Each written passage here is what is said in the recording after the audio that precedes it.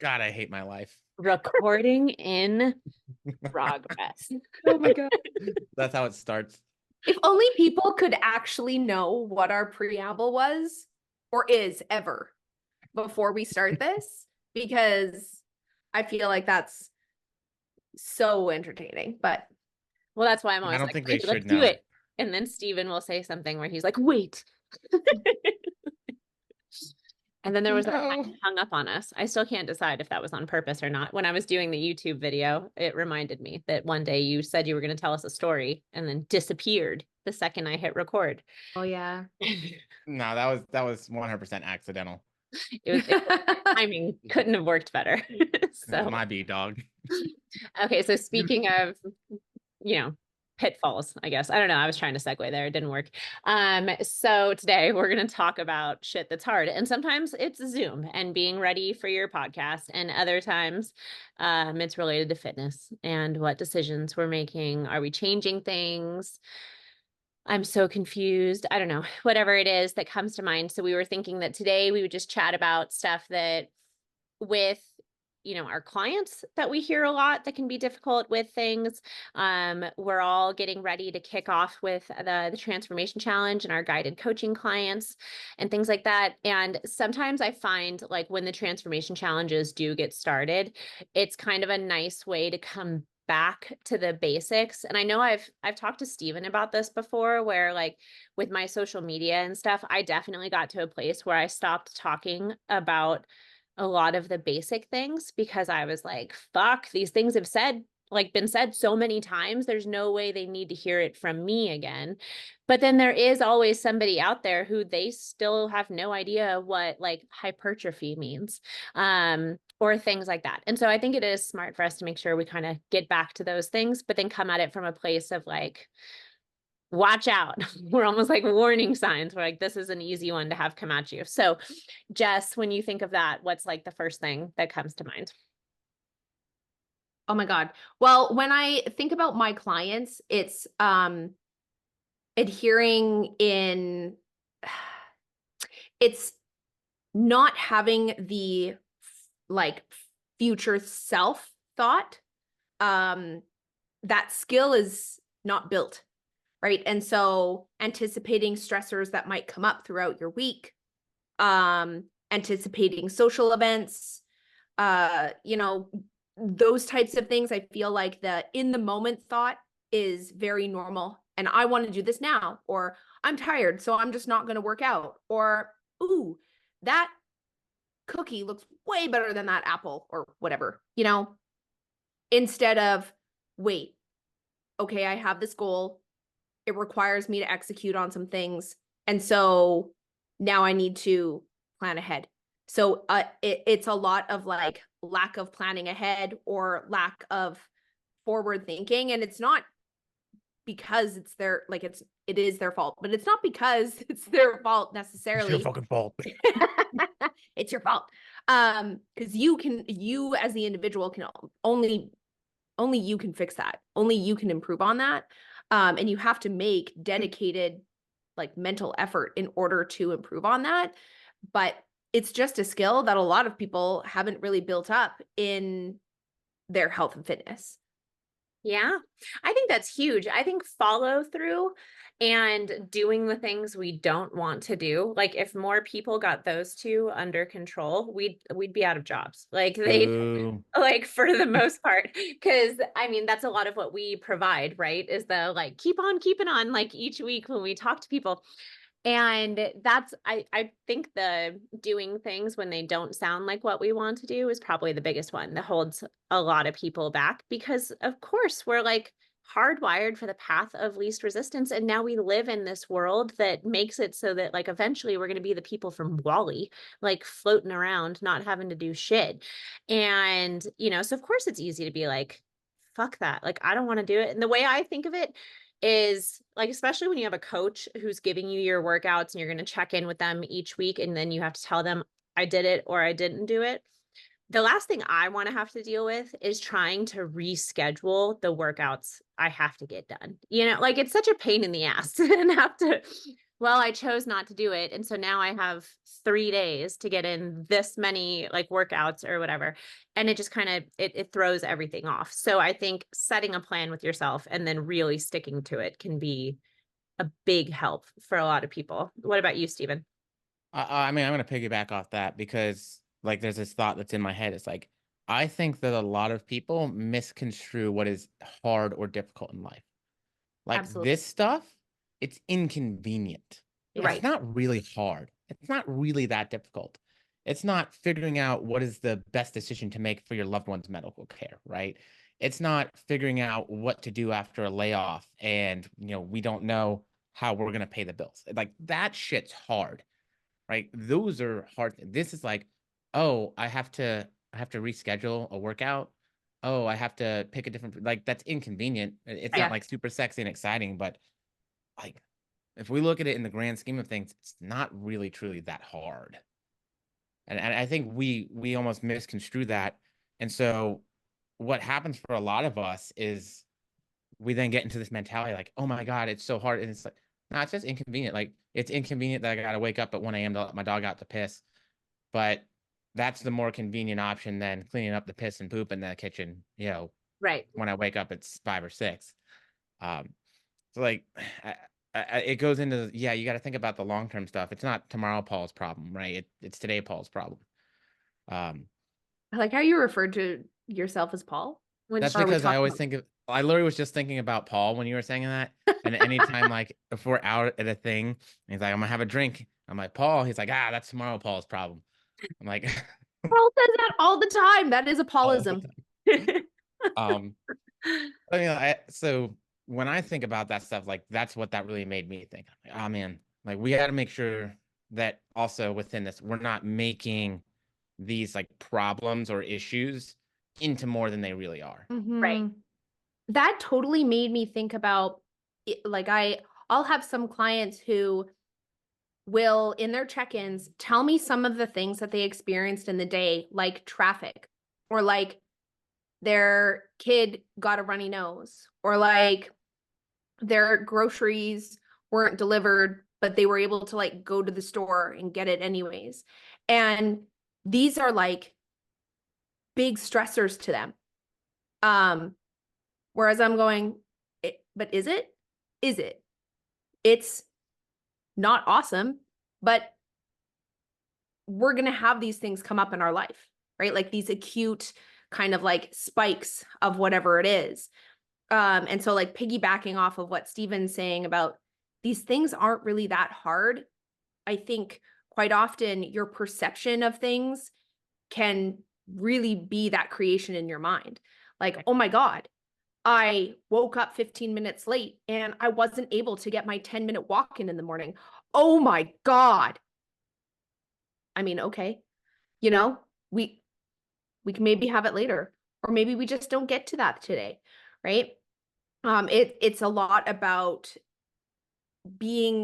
improving that self-awareness in your thoughts, and just honestly coming to terms with some of the things that we need to do in order to get our health and fitness goals where we want them to be. Yeah, they're challenging, but like if you see them as these huge roadblocks, they're going to become roadblocks. But if you can just see them as these things that's like, okay, well, I just need to make sure that I do that now. It's like, okay, great, move on. Right. Yeah. It Building makes me think resiliency. of yeah, exactly.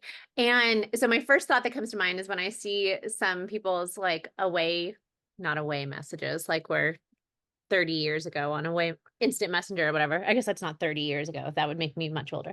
Like But 20 years ago, okay? right, sorry. 20. It's just 2 decades instead of 3. And if you don't know what an AOL instant messenger away message is, like, are you old enough to be here? No. But Let me do sidebar you real quick. Oh, go for it. My old AIM screen name used to be Rocker Steve Goose because I liked rock music, because my name is Steve, and because when I was like 4, I got bit in the genitalia by a goose. Fun fact. True story. Fun. You were yourself from when you were 4. I like it. Mine was a Lil OG That's actually still my Yahoo email address. Don't tell people that. And then my boyfriend's football number. I was committed. I was committed at 15. And I don't want to share what mine are. I don't feel confident enough. I was Not going cool back enough to those, now. right?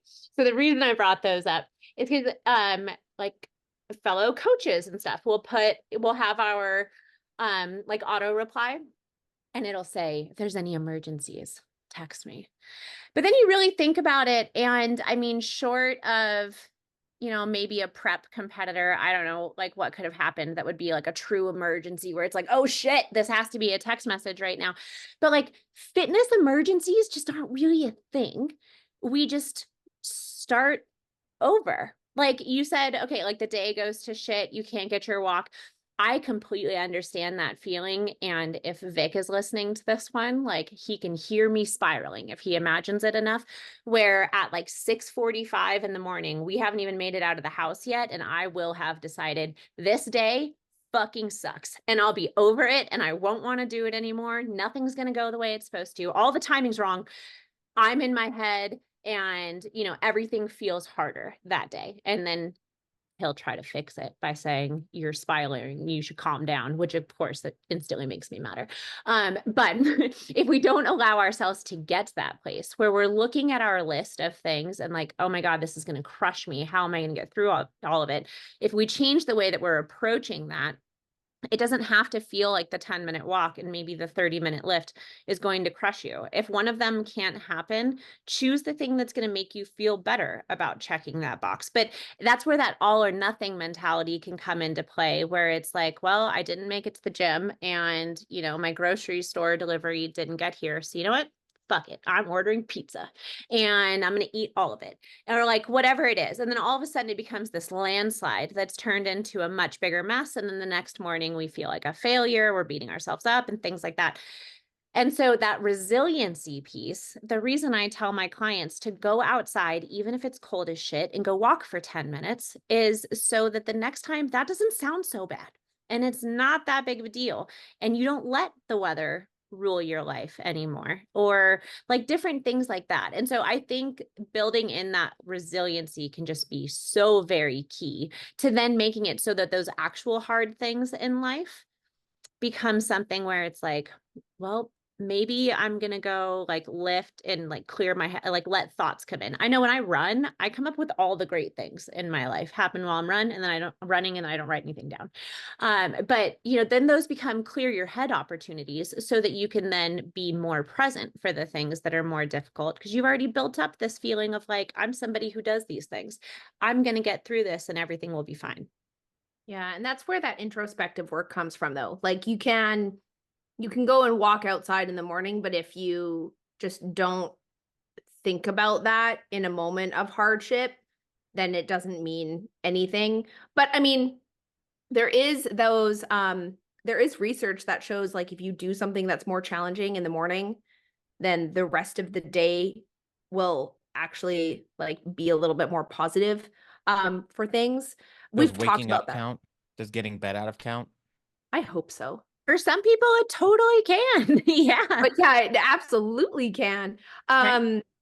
But something that I did in my 2020 prep was whenever I really didn't want to do cardio, which was a lot near the end, I had this thing where I was like, just get on it.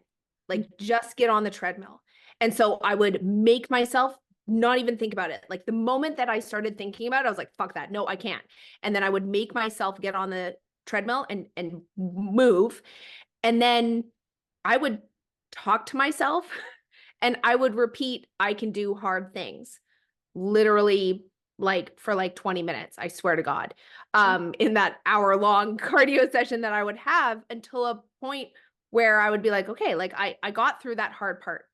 Okay, now everything is good, right? And so it's having that inner language and inner work to almost force things to happen or force that follow through sometimes.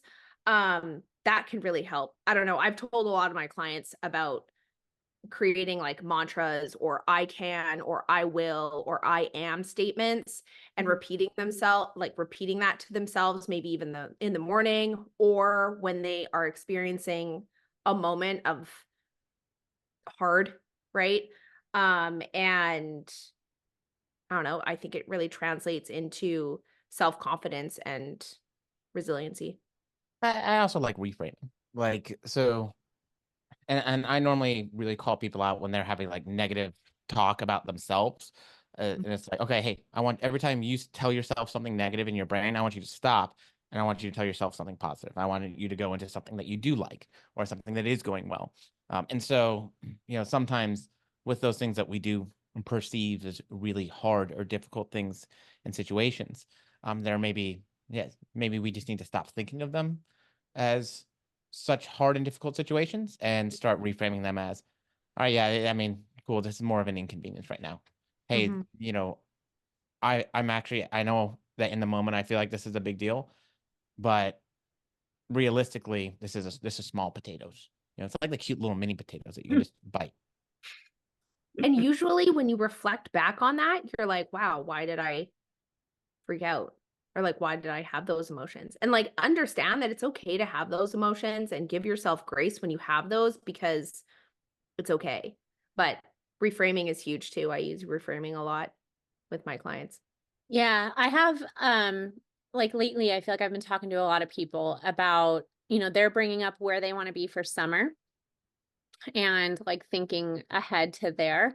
And so, especially with people who are doing the challenge. And so we have this like 1 week. And I feel like this 1 week before like a big thing kicks off like that can potentially be like, I mean, dangerous is a dramatic word, but like it can be a tumultuous week before you jump into something where you're saying, oh, well, then I'm going to be really serious about it. And so then actually someone yesterday said, like Last Supper was like how they're looking at things for this week. No. And I'm like, whoa, whoa, whoa, whoa. And she's going on a cruise. So I was like, wait a minute. And I'm like, I need you to think now and act now about you in May. And Was I she want, gonna like murder her friend? Is that why it was a Last Supper thing? Yeah, I was Like like, setting we're them on up death. to die? Cool. well, I mean, that's how she's looking at the diet for the The challenge. Last Supper wasn't like about the meal. It was about that Jesus was about to die. Like they're about to send him off to his death. Well, Right. only I the think one it's guy about knew Last that. Supper when they give that to you in prison. That's like last meal though, right? It's not always supper. I don't Regardless. know. I'm religion. I think the painting. I think of Jesus when somebody tells me Last Supper. I'm like, oh, it's the painting. Whoever did that, No, I and the think that's what your Judas. mind's supposed to go to, but that brings up like the drama of the feel of what's about to happen, right? Like, because a lot of people do look like at a dieting phase where it's like, well, my life's going to end and I don't get to have fun anymore and I don't get to be me and like things like that. And then this week can be really crazy. And so, like, instead of thinking of yourself as the person who's like annoyed by what happened with the holidays or who feels like you need a fresh start, and who's looking at things like a Last Supper. Instead, let's start trying to think like you're the May version of yourself who successfully pulled this off. You've spent 3 months being in a rhythm and being in a routine, and you feel successful. And that's how we're going to treat this. Not like it's overwhelming or I can't believe I'm back here. Because if we want to keep the results you find, this is your life now. So, like, let's get cozy. And let's start saying, I enjoy this. Like the way, I try to think about it. I found out this morning that one of my clients had a friend get into a terrible, terrible car accident. And now this person is like in the hospital.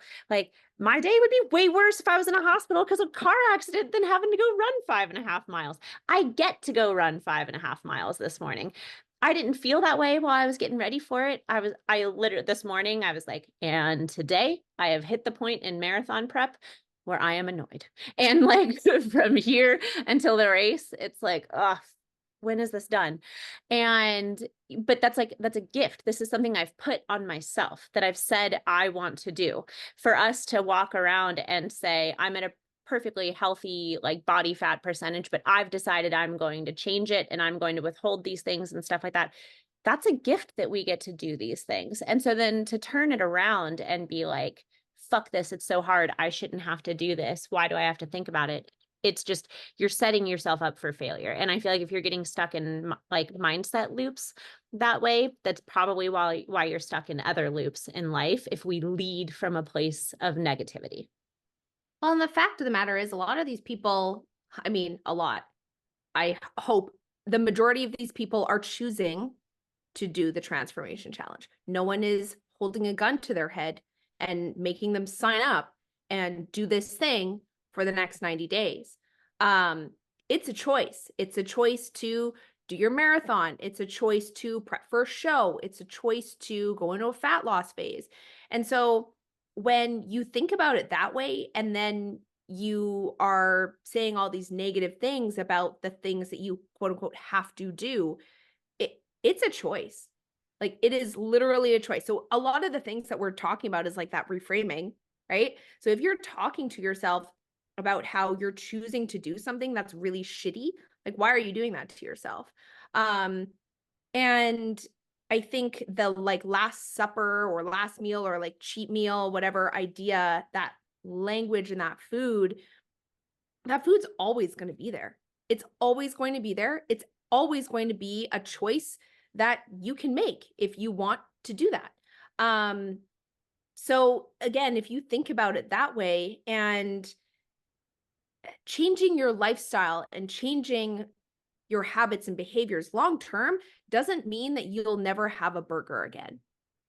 Right? Like, it doesn't mean that. I have been, like, let's say, living this bodybuilder lifestyle, whatever, for, I don't know, 5-6 years. 6, 7, holy.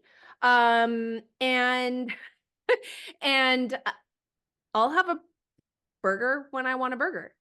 I mean, I'm not in prep, and I won't have a burger when I'm in prep unless, I'm told to have a burger, and I'm sure the hell will.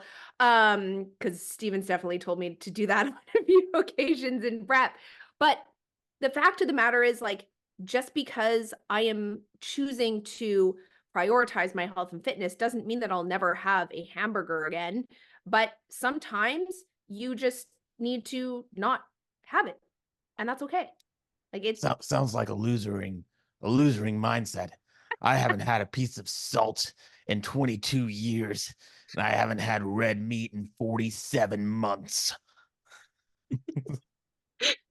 Where is that coming from? I know. Can we name this character? He's gone. That's it. That character lived and died. He's back. He's done. Sorry. Yeah. I don't even remember what we're talking about anymore. Oh, I'm talking about boys, and you're not there forever. Yeah.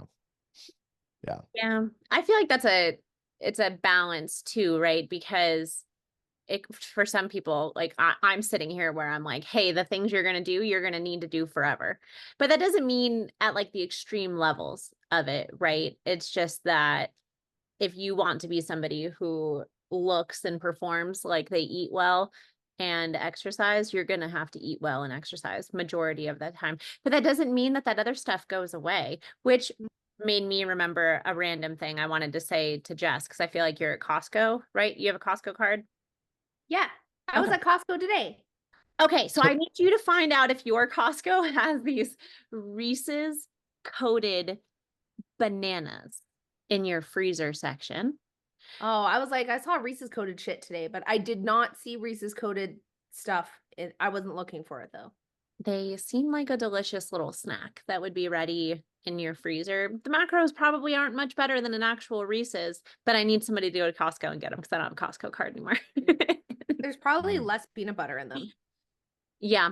I think it's 80 calories for 2. And so when you think of like little slices of banana, that's not going to be a whole lot. So no. I'm curious. I need somebody to try them so I know if they're worth it. It'd probably be annoying to make. Otherwise, I would just make them. But it sounds like my kitchen would be a very big mess after that. So now that we've digressed there, somebody else has to bring us back to topic. Oh yeah. So here's probably what we kind of got into different things, but I think one of the pitfalls I think a lot of people get into when like they're thinking about the fitness, the health, and all that kind of stuff, I think it's that more is better. Like that, whoever the hell that dude was that came and told Jessica he hasn't had salt in like forever, right? is that like we get into this, and it's that old school BS, like more is better, no pain, no gain. Like you have to go hard, The and grind. it's like that mindset that gets put out there. I think this is one of Yeah. the things that people really like they mess themselves up over, because you think you have to be perfect and you have to do all the stuff and you have to work out every single day and you have to do all the cardio and you have like to be there, and it's just not the case. Like and I wish that more people were transparent about that. That one, nobody's perfect. Nobody has never had a burger. Nobody's never had the Reese's cup. Like nobody's ever done that stuff, right? There may be some people that really haven't done it in a long time, but most people like they have a drink every now and then, right? Or they have a burger or they have a fry. Like nobody's friggin' like perfect, quote unquote. And so you have to get this idea out of your head that you need to be perfect for fitness and perfect for your fitness goals. And like really the big thing is you just have to start doing more of the stuff that supports what you want than you're doing now. And if you continue to make those small steps towards of, okay, cool, I'm going to do more, make more decisions that support the outcome I want. And as I get good at those decisions and those no longer take that mental effort, I'm going to start making more decisions and start the new thing that supports what I say I want. And I'm going to get a little closer. I'm going to get a little closer. It's like, you know, you look away and your cat just starts inching closer. It's like meow meow meow meow meow, and then you look away, it's meow meow meow meow meow, and the next thing you know, it's pouncing on you, right? I definitely am not a cat person, but yes, I know what you mean. Yeah, but see, you get the, you know what I'm saying. I do. Yeah. So Creepy ass cat. Snarf the Stalkering. huntress in our house. Yeah, I mean, I don't I believe that. But you're absolutely right. I think in my like very first documents that I send clients, it's like bolded in my documents and it says perfection is never the goal.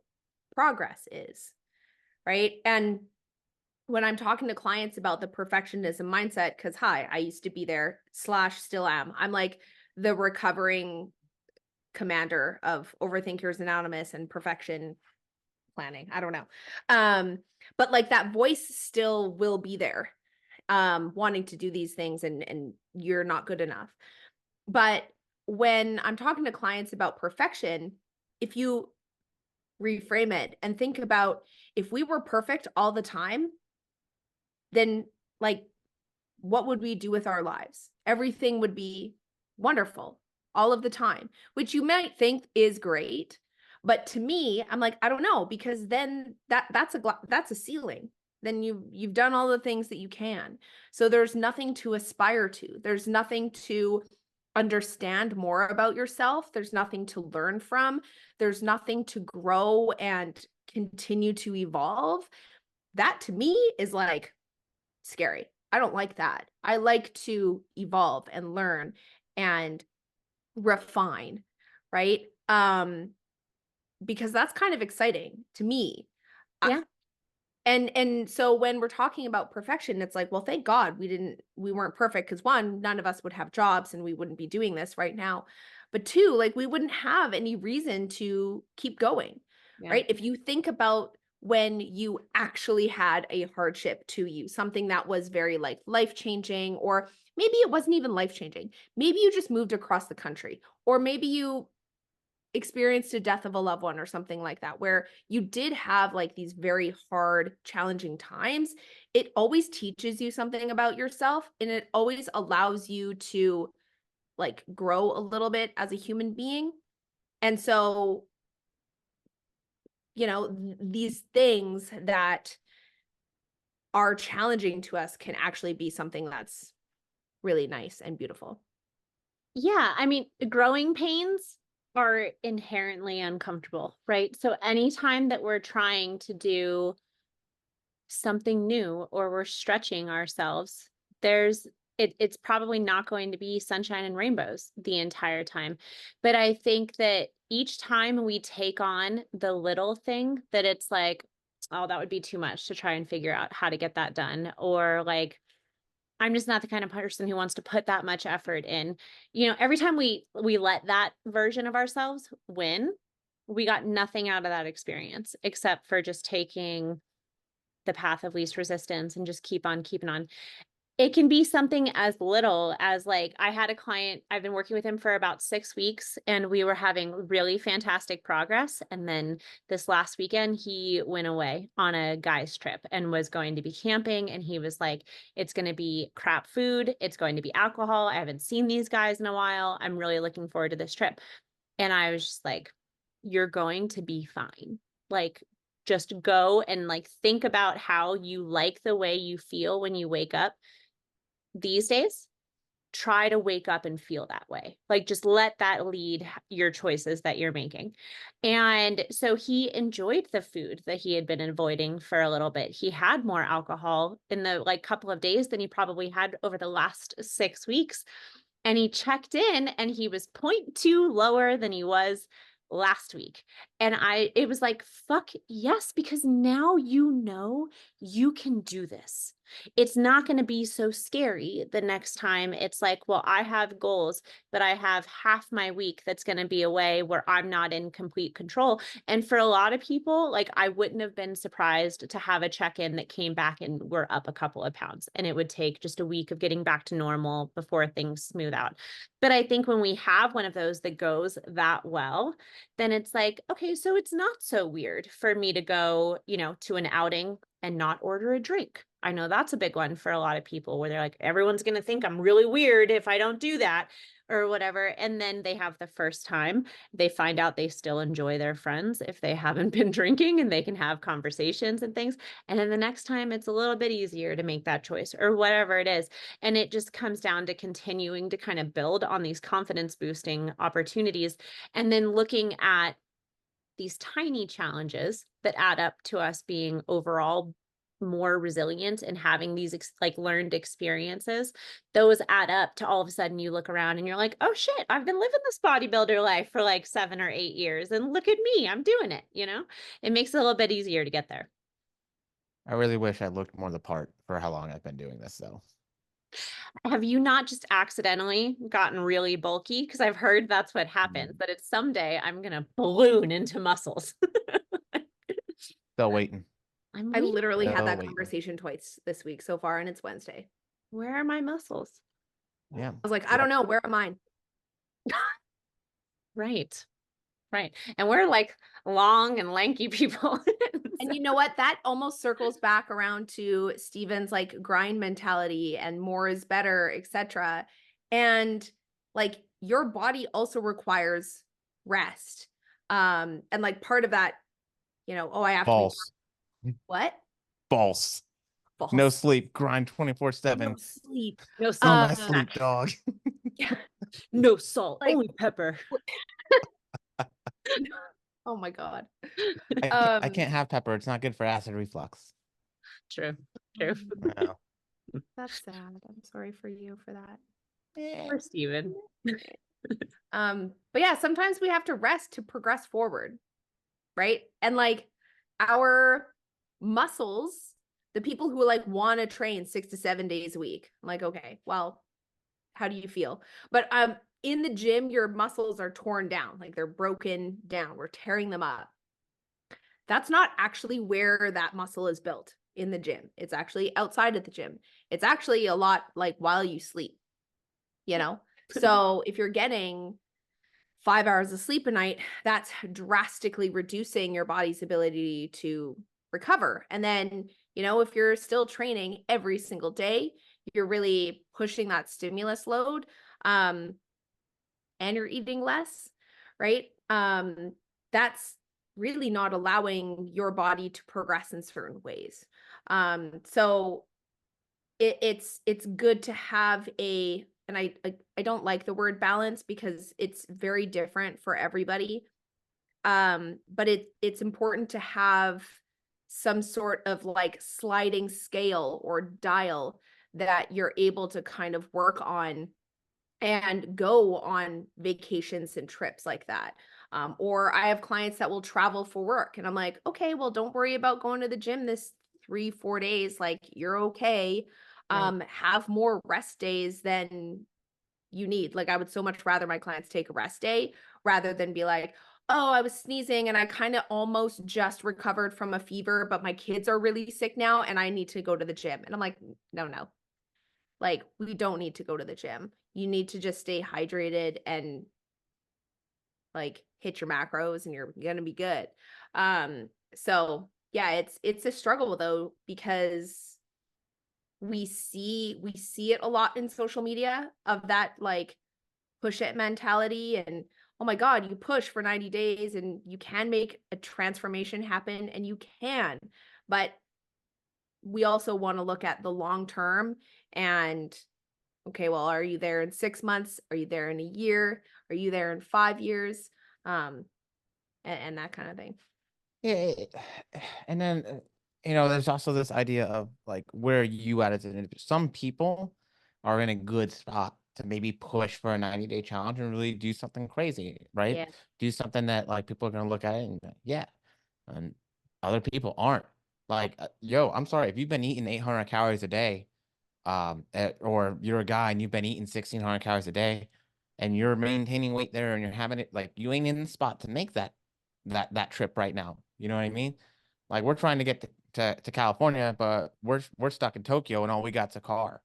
It ain't happening right now. We got to be realistic with that. And so I think there's also this desire that people have, and I think it's on that external of I see other people do stuff. I want to be in that same boat, that same zone, whatever. But we fail to recognize that their starting place, where they're at, where they're coming from, is probably very different than ours. And so being realistic with ourselves also, and having that introspection and say, okay, I'm in this place. I can get to here, or I can get to there. So maybe my goal is I need to get my car to the airport first, right? So that's its own job. That's its own journey that needs to happen first before I'm ready to try and make it overseas. You know, and that's what we have to take a step back and look at and recognize, because if we keep trying to make it overseas in our car, we're going to drown. Yeah. It's just never going to happen. Yeah. It's not having the understanding. And I mean, when we're all sold that you start eating 1,200 calories a day and that's how you're like gonna stay thin, like I still have that in my head from like 10 years ago as like that is the thing to get fit, and it seems for some reason like that is the thing, but it's not. It's simply not for the majority of people. Like most people, it's not the way to go. And so we're really lacking the understanding of what it takes to be in a good place to push towards certain goals. From like, I don't know, even a life perspective and a life situation perspective, when we're not even talking about like calories and cardio, as well as like what it actually takes during and how these people get there. I've started watching, and it's really hilarious. Bob's obsessed with Dr. Mike Israetel right now, like obsessed. And then he got me started watching these YouTube videos that Dr. Mike like talks about celebrity workouts. They're like so random, these videos. They're hilarious. The shit he says is bizarre sometimes. He is hilarious. But you see some of the crazy stuff that, these one individual does for a 20-second movie scene. And, I think that the general public have this misconception about what is actually required to get there, or maybe they don't. But maybe they think, oh, all I have to do is 12 weeks of some crazy ass shit and I'm going to look like that. Have you watched the one about the Rock's workouts? No, but now I will. So not to spoil it, but he takes like Instagram videos of The Rock doing like certain stuff. And then he'll go through it where some of it, he's like, yeah, this is great. But basically anytime The Rock busts out a chain, he's like, oh, here's a fantastic way to make a movement that could be great, be useless and potentially injury prone because we're loading it with something stupid and wobbly. And it's like these things that if you only look at the video and you don't know anything about how like that, what that exercise is supposed to be doing, it's like, oh, wow, look at The Rock. He's so cool. And then you realize like he's actually making his work less difficult as the chain is like doing this or that or like whatever. But then there's people out there who think like, oh, well, I'm just going to go do whatever The Rock does, and then don't understand why they don't look like him at the end of it. And so, I mean, that goes back to like what Stephen's saying with like, know where you're at. And then what a lot of people probably don't want to hear is like, you got to do the really boring workout stuff for a really, really long time to actually get really good at it and then to need to grow out of it. Like, you can just keep squatting forever and like, and somehow maybe continue to get better at it. And that's probably what a lot of people need to do before they start doing things like adding chains on the end of the barbell while they're squatting, because that's probably not super necessary. Well, and so one, I am not a fan of anybody hating on specific stuff, right? If you want to use bands and you want to use change and you want to use accommodating resistance and stuff, there's a time and a place. Right. There is absolutely a time and a place. So when you make blatant statements like, "Oh, this guy made his movement worse," that I believe is out there to get clicks and to get people feeling a specific way and Right. get you watching stuff. Where I am boring and I don't give a shit whether you like me or not. So I'm not gonna tell you that bands and chains are bad. They're probably not useful for most people. You probably don't have to get into there, but there's an entire set of training built around that became vastly popular, widely used, and extremely successful in things like powerlifting for a very long time. So obviously it has its place. But I mean, whatever. I guess I don't quite have a PhD, so F me, right? I want you to go watch it. We almost need like a Stephen reviews. I'm not watching his Mike's shit. reviews. Stephen reviews. Oh my God. No. Like and he's an extremely well-educated man who's been in the sport for a very long time, right? And so it's he knows, but it's like there's personal opinion, there's bias. But But that like, comes up to, I think, I mean, we're running low on time, but something that really trips people up is looking at social media and thinking that, you know, one thing is a certain way, or like, I'm not progressing like this other person is, or just basically comparison, right? And comparison and or taking individuals like blanket statements or like black or white statements as gospel. Because whenever I hear something that's a black and white statement of all of the time or never, I'm like, get fucked, mate. Get right. Duck in your bungo. It's when you have to like take a deep breath before answering somebody. If they're like, hey, what do you think about it? Like, this person said that you should never do that, or you should never eat this or something. And it's like, well, and then you kind of have to like dive into it. And I think that's part of, just like you said, like with clickbaity things and wanting the views and stuff like that. It's a lot of people are coming out, and I mean, you see it all over social media now where, you know, someone does a video of them doing some exercise and they're like, yo, sis, don't say I hid it from you that this will snatch your waist. Like, this is all you have to do or whatever. And I'm like, I don't think your gorilla rows are the only thing that got you there, friend. Like, have you seen those like weird, this will snatch your waist like trend thing where women are just like holding weights above their head and then they're like marching in place? and everybody in my gym is doing it. And I'm like, kudos for doing different kinds of core stuff. But has its place. right. No, So, yeah. can I just say, I think that I would feel very pretty if somebody come and snatched me up by the waist.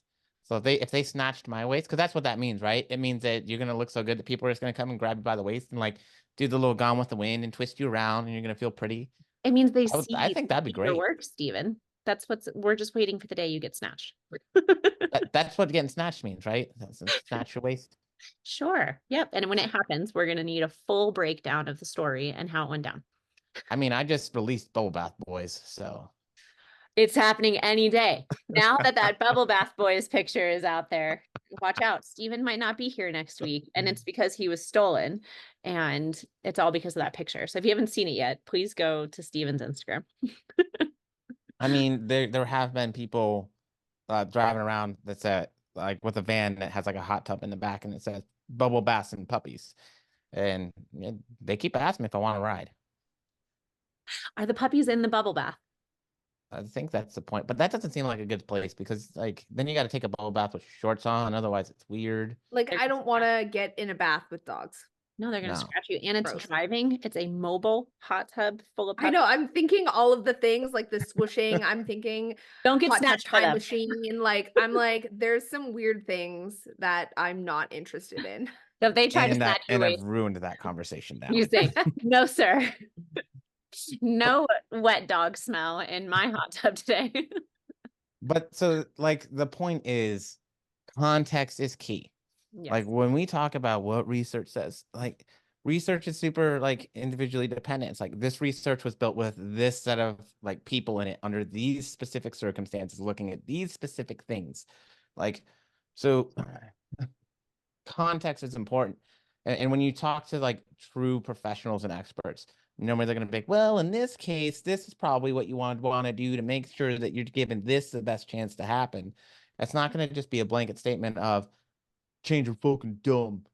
Like, oh, yeah, change make everything worse. Like, all right, cool, yeah. All right, change make hypertrophy worse. Like, you're not going to get like it's context stuff. So you don't want to necessarily just take everything at face value. But the problem is that that's what gets clicks. That's what gets your attention. You're like, oh, cool. Yeah. Tell me what's good. Tell me what's bad. That's, I just want to know that. Make it easy. I mean, and the truth is like, as coaches, one of the things we do is we spend time with people figuring out how do we get them as an individual responding and how to like what approach is best for them.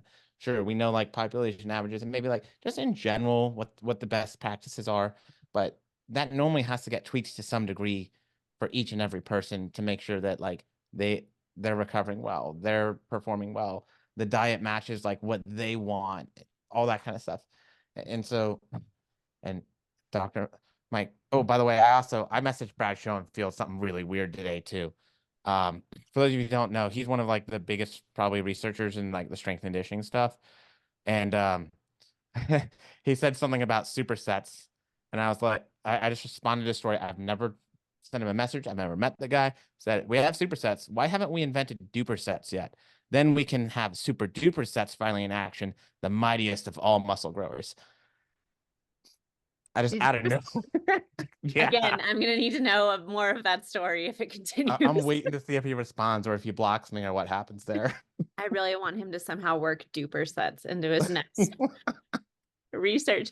And then we'll know when it comes out like 6 years from now. I'm going to be like, I did that. That was me. Take a screenshot. Credit. You got to copyright your super duper sets before everyone. Oh my God, I hate who I am. I like it. Well, I feel like we've probably reached the limit of our usefulness today on said topic, where really we just want everyone to get comfortable, being a touch uncomfortable, and keep moving forward in a way that doesn't make you hate your life because you chose fitness. I mean, it's really that simple, right? Find something you enjoy about it, chase that. When that gets boring, find something else you enjoy about it. Just keep going. You guys enjoy things?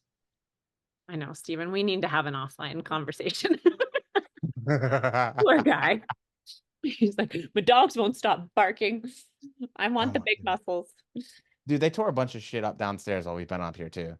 Oh, it's like, I'm like, all right, it looks like the missus just got home, so she looks like she's gonna deal with it. So you want to go for an extra 10 minutes? That way it's all cleaned up. No, that's fine. Okay, well, you go clean up that mess, and then we'll chat with you guys next week. Yeah.